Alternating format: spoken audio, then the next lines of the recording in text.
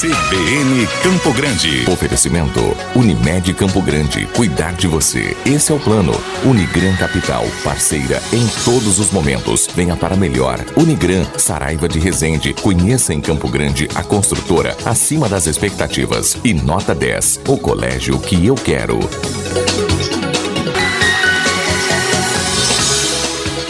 Na sexta-feira, dia 29 de janeiro, a Associação dos Municípios de Mato Grosso do Sul passará a ter uma nova gestão. E para falar sobre o balanço à frente da associação durante os 2 últimos mandatos, a CBN Campo Grande conversa agora com Pedro Caravina, que também é ex-prefeito de Bataguaçu. Pedro, bom dia. Obrigada por atender a CBN e falar com os nossos ouvintes. Bom dia, Ingrid Rocha. Bom dia a todos os nossos ouvintes da CBN. É uma satisfação poder estar falando mais uma vez com vocês. O senhor encerra nesta semana o seu mandato e uma das questões mais em alta no último ano foi a questão da pandemia da Covid-19. A gente gostaria de saber qual o balanço da articulação da SomaSul no quesito enfrentamento da pandemia em 2020. O ano de 2020 foi um ano bastante complicado para todos os municípios, né? A questão da pandemia exigiu bastante dos gestores e, junto com a CNM, as entidades estaduais, aqui em Mato Grosso do Sul, a SomaSul, tiveram um trabalho fundamental na orientação, no apoio aos municípios e também para fazer aprovar questões importantes para o enfrentamento da pandemia. As associações estaduais e a Confederação trabalharam diretamente com o Congresso na aprovação dos auxílios emergenciais, tanto da recomposição do ICMS como do SPM. E aqui em Mato Grosso do Sul nós fizemos algumas ações pontuais. Além de trabalhar essa orientação com os prefeitos, nós fizemos algumas ações concretas, com distribuição de totem de álcool em gel, distribuição de termômetros infravermelho para as barreiras sanitárias. Também fizemos uma parceria com a ONG de Dourados, a Coronavidas, na distribuição daquelas máscaras face shields. Então foi um trabalho bem próximo dos municípios, contato direto através de grupo de WhatsApp com os prefeitos, para fazer esse enfrentamento em conjunto com o governo do estado. Foi um período bastante difícil, mas que nós conseguimos avançar bastante. A pandemia não acabou ainda e agora vem o desafio para a próxima gestão aí para dar sequência nesse trabalho. Além da questão das medidas em relação à pandemia, quais outros pontos o senhor pode destacar da sua gestão? Nós tivemos avanços importantíssimos na questão institucional. Como eu disse para você, foi aprovado 1% do SPM em setembro, que foi uma conquista municipalista. Nós tivemos a aprovação, a distribuição dos royalties do petróleo. Foi um trabalho intenso para que os municípios também fossem contemplados naquela distribuição do leilão dos postos de petróleo da Petrobras. E os municípios acabaram também sendo contemplados graças desse trabalho municipalista. Nós tivemos recentemente a aprovação da nova lei de licitações, que houve um trabalho intenso também junto à bancada federal e vários outros pontos que foram aprovados esse ano com o trabalho da SomaSul. Na questão regional local, nós avançamos, nós estamos entregando agora dia 29 a reforma e adequação e ampliação do prédio da SomaSul, na questão da acessibilidade. Tivemos o recebimento definitivo daquela área onde hoje é a SomaSul, que era uma área que pertencia ao governo do estado e agora está definitivamente escriturada em favor da SomaSul. Esse ano passado não foi possível a gente continuar os cursos de capacitação dos servidores, mas em 2019, 2018, 2017 foram feitas muitas capacitações em todas as áreas. Enfim, a SomaSul fez um trabalho de bastante apoio, principalmente aos pequenos municípios. Esses pequenos municípios que muitas vezes não têm a estrutura suficiente para dar andamento aos seus projetos. Nós implantamos e fortalecemos a central de projetos dentro da SomaSul, executando projetos de infraestrutura nos municípios. Então, esse papel da SomaSul auxiliou os municípios, principalmente os menores, a conseguir superar esse período de crise com o coronavírus. E para 2021, o senhor acredita quais serão os grandes desafios, além da pandemia, para a nova gestão? A orientação que nós estamos passando aos prefeitos, eu concluo o mandato agora de 29 e eu acredito que a nova diretoria vai trabalhar também dentro desse norte, é a conscientização dos novos gestores da necessidade de organizar suas contas, porque nós temos aí um ano que a economia ainda não se recuperou, nós temos ainda a pandemia o início da vacinação, a gente acredita que até o meio do ano essa situação ainda vai estar bastante complicada. Então, as receitas que vieram no ano de 2020, complementar, como esse auxílio, essa recomposição do ICMS, do FM, não vai ter no ano de 2021. Então, os prefeitos precisam organizar suas contas, diminuir os seus gastos e trabalhar bastante enxuto para enfrentar ainda um período de escassez de recursos no ano de 2021. Vai ser um ano difícil financeiro e que os prefeitos têm que ter essa consciência. Essa é a orientação que a SOMASUL está passando. E agora falando sobre os planos políticos do senhor, o senhor pretende, já pensa em algo em relação às eleições de 2022? O senhor vai aproveitar a janela partidária para procurar uma nova sigla? Tem algum projeto em relação a isso? Na verdade, essa questão da janela partidária, com a mudança da lei, ela permitiu essa alteração de partidos 6 meses antes do pleito eleitoral. Então, geralmente essas adequações de partidos ficam para o ano da eleição, 6 meses antes da eleição que vai acontecer em 2022. A gente tem pretensões, sim, de colocar o nome de disposição, de fazer um trabalho para, de repente, viabilizar uma candidatura nas próximas eleições. Mas isso ainda é muito precoce, tem muito tempo ainda.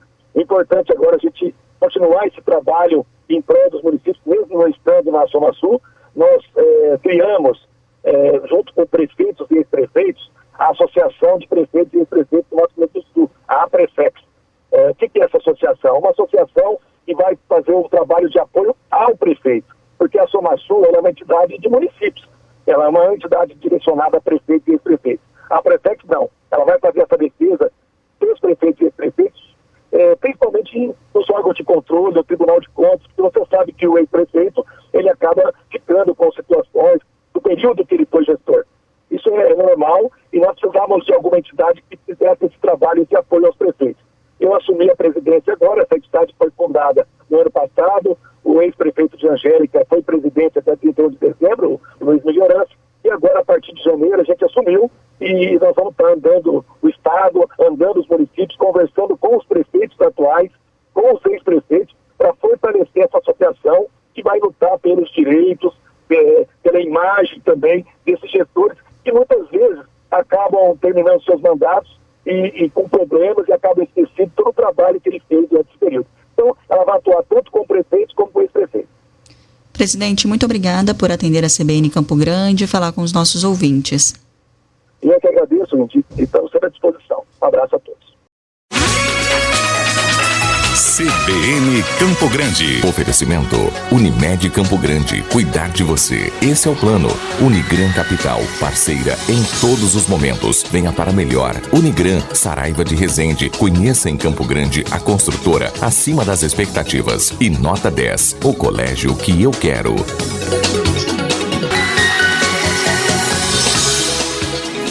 E sobre os reajustes e como eles interferem no dia a dia do consumidor, nós vamos conversar agora com a economista da FEComércio, Daniela Dias. Daniela, bom dia e obrigada por atender a CBN. Bom dia, nós que agradecemos. Bom, e também vai participar da nossa entrevista a Isabelle Mello, a jornalista Isabelle Mello, que está ao vivo aqui nos estúdios. Bom dia, Isa. Bom dia aos ouvintes, bom dia Ingrid, bom dia Daniela. Bom, e a gente começa a nossa entrevista com 2 perguntas, Daniela. Como que o preço dos combustíveis se relaciona, por exemplo, com os valores de produtos alimentícios e por que quando sobe os preços dos combustíveis acontece uma reação em cadeia? Bom, nós podemos iniciar a nossa análise sobre 2 pontos de vista. O primeiro deles é que quando a gente fala, por exemplo, do diesel, o diesel é o principal combustível que é utilizado nos transportes. E são transportes rodoviários, então caminhões, carretas. E nesse sentido, significa que isso pode repercutir sobre o frete. E o frete, ele compõe o preço ali final desses produtos que chegam até os supermercados, que chegam até essas gôndolas, que são exportados ou que são levados para outros estados. Então, significa que os produtos, de uma forma geral, eles podem ficar mais caros, porque o transporte está mais caro. Então, a depender do percentual que é repassado ao consumidor, o consumidor já pode sentir mais reflexos ainda, principalmente sobre os alimentos. Porque os alimentos já tiveram uma inflação bastante significativa durante o ano de 2020, foram mais de 10% aí quando a gente considera o IPCA, e para alguns produtos esse percentual foi ainda mais expressivo, como foi o caso do arroz. Com o aumento do combustível, a gente tem um aumento um pouco maior aí desse alimento. Então, o arroz, que de repente hoje está custando em torno de R$23, a depender do tipo e também do supermercado, ele pode ficar um pouco mais caro ainda. Então, vai agregando um pouco mais de valor para esses produtos. Esse é o primeiro ponto de vista. O segundo ponto de vista é que as pessoas, elas já estão com um peso inflacionário muito grande sobre o orçamento. Ou seja, aquilo que elas gastavam, por exemplo, com alimentação antes, está um pouco mais caro agora. Então, o mesmo produto de antes está mais caro. A mesma quantidade de dinheiro para gastar ali com os produtos da cesta básica, você vai precisar de um pouco mais. Então, para comprar os mesmos produtos, ou você vai ter que reduzir essa quantidade de produtos.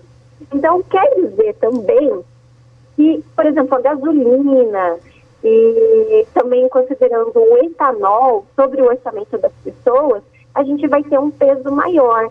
Atualmente, esse peso do combustível sobre o orçamento é em torno de 7%, considerando o peso do IPCA. Então, pode ser que esse peso ele se amplie. E aí vai ficando cada vez mais difícil para o consumidor fazer as contas. Então, conseguir consumir comidas, alimentos, pagar as contas básicas, gastar ali com combustível. Então, vai pesando mais sobre o orçamento, que é o que a gente diz que é uma redução do poder de compra das pessoas.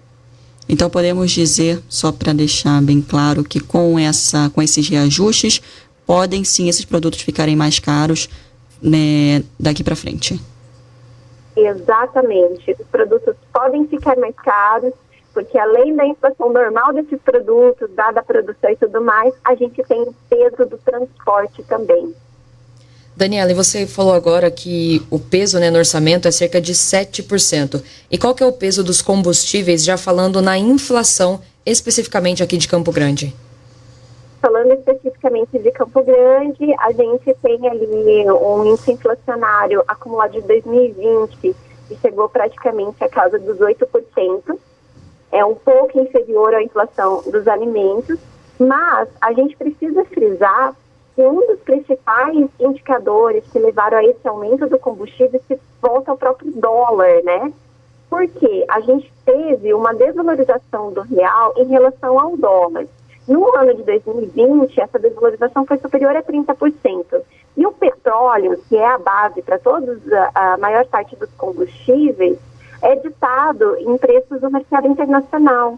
Então, automaticamente, a depender dessa reação do câmbio, a gente pode ter ainda durante o ano um peso mais significativo. Então, quanto mais valorizado estiver o dólar, maiores as propensões de haverem aumentos dos combustíveis.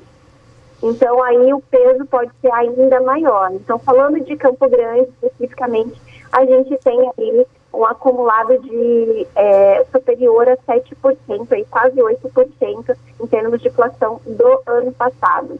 A nossa preocupação é que fosse seguir exatamente essa valorização cambial, porque daí o peso para as famílias seria bem maior. Daniela, você falou agora dessa reação do câmbio, né? E a gente tem visto que a Petrobras nos últimos dias tem feito diversos reajustes, né? De semana em semana, de dias em dias. E como é que está a perspectiva de vocês para esse próximo mês, para fevereiro? Porque em janeiro mesmo a gente já teve vários reajustes. Exato. A gente teve diversos reajustes. Infelizmente, as expectativas ainda são de que aconteçam outros reajustes. E por que disso? Nós tivemos o início da vacinação no mundo. Isso traz um pouco mais de credibilidade para o dólar, né, que é a cotação no mercado internacional, que é utilizado ali.